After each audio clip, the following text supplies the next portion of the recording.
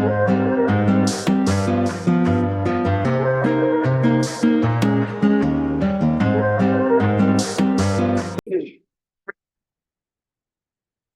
let's move to the next question. What is that? In case of autopsy of an alcohol abuse, how will you present the sample of blood in this case? I think it will be a preserve.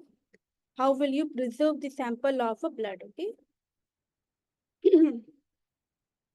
So this will be preserve. Okay. How will you preserve the sample of the blood in this case for autopsy? Okay.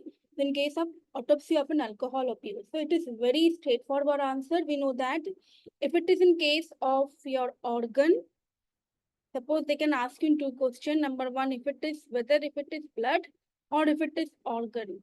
Okay. The blood should be preserved in the sodium fluoride. If it is in the option, if it is blood, it should always be preserved in the sodium fluoride. And if it's given in the organ, we know that organ should be preserved in the saturated solution of the sodium chloride.